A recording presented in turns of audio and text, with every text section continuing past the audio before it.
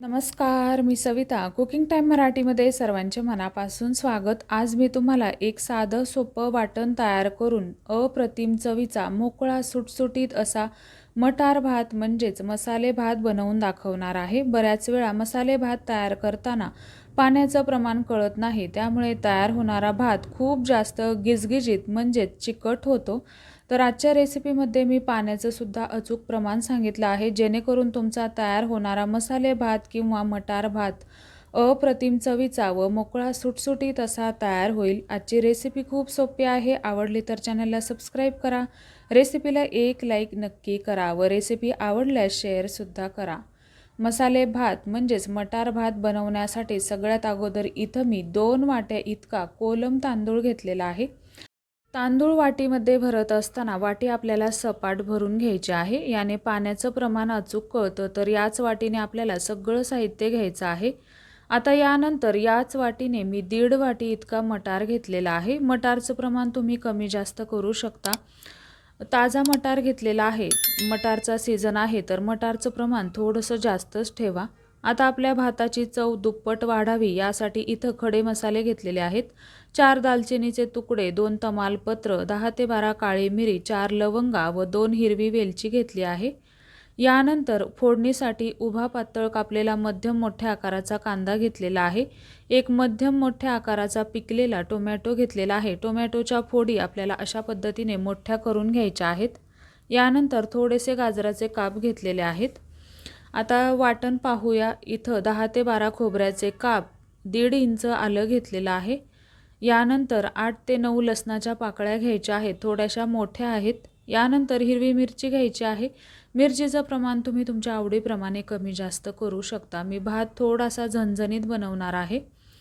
आता हे वाटण आपल्याला पाणी घालून व्यवस्थित असं वाटून घ्यायचं आहे. अगदीच फाईन बारीक नाही, पण थोडंसं भरडं ठेवायचं आहे. अशा पद्धतीने वाटण वाटून घ्यायचं आहे. आता आपण भात तयार करणार आहोत. सगळ्यात अगोदर आपल्याला तांदूळ स्वच्छ धुवून ठेवायचा आहे व नंतरच भातासाठी फोडणी द्यायची आहे. आता पाण्याचं प्रमाण पाहूया. आता आपण 2 वाट्या इतका कोलम तांदूळ घेतला होता. वाटी सपाट भरून घेतली होती, त्यासाठी आपल्याला 4 वाटे इतकं पाणी घ्यायचं आहे. तर हे पाण्याचं प्रमाण अतिशय अचूक आहे. जर का तुम्हाला भात थोडासा मऊसर हवा असेल तर 4.5 वाट्यात पाणी घेतलं तरीही चालेल. आता कढईमध्ये आवडीप्रमाणे तेल कडकडीत गरम करून घेतलं. अर्धा चमचा आपल्याला जिरं घालायचं आहे. पाव चमचा हिंग घालायचा आहे. आपण जे खडे मसाले घेतले ते घालायचे आहेत. तेल आपल्याला खूप जास्त कडकडीत गरम करून घ्यायचं नाही, अगदी नॉर्मल गरम करून घ्यायचं आहे व नंतरच खडे मसाले घालायचे आहेत. लक्षात ठेवायचं आहे, खडे मसाले अजिबात करपवायचे नाहीत. आता खडे मसाले थोडेसे खरपूस तळले गेले की उभा पातळ चिरलेला कांदा घालायचा आहे. कांदा घातल्यानंतर हा आपल्याला हलका सोनेरी रंग येईपर्यंत परतवून घ्यायचा आहे. अगदी खूप जास्त करपवायचा नाही. आता यानंतर आपण जे वाटण तयार करून घेतलेलं आहे ते यामध्ये घालायचं आहे. यानंतर गाजराचे काप घालायचे आहेत.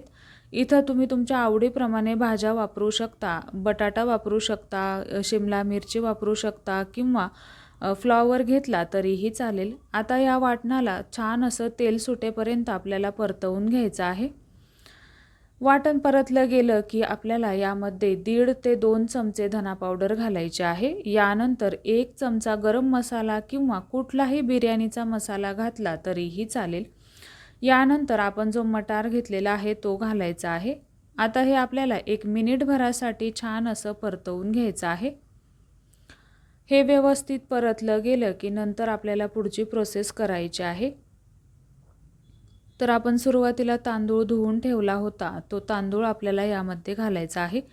तांदूळ घातल्यानंतर हा तांदूळ आपल्याला यामध्ये व्यवस्थित असा परतवून घ्यायचा आहे. ज्यावेळी आपण मसाले भात तयार करतो त्यावेळी तांदूळ या तेलामध्ये किंवा फोडणीमध्ये व्यवस्थित असा 1 ते 1.5 मिनिटांसाठी परतवून घ्यायचा आहे. यानेच आपला भात छान असा मोकळा सुटसुटीत होतो, अजिबात गिजगा होत नाही. तर आता इथे पहा, तांदूळ जवळपास मी 1 ते 1.5 मिनिटांसाठी हाय फ्लेमवरती परतवून घेतला. यानंतर आपल्याला यामध्ये पाणी घालायचं आहे. तर पाणी आपल्याला साईडला कडकडीत गरम करून घ्यायचं आहे किंवा उकळवून घ्यायचं आहे. आपण जे पाण्याचं प्रमाण घेतलं तेच पाणी आपल्याला यामध्ये घालायचं आहे. पाणी घातल्यानंतर ढवळून घ्यायचं आहे. यानंतर चवीनुसार मीठ घालायचं आहे.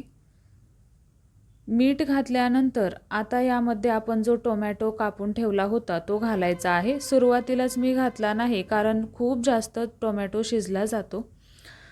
टोमॅटो घातल्यानंतर हे आपल्याला व्यवस्थित असं ढवळून घ्यायचं आहे.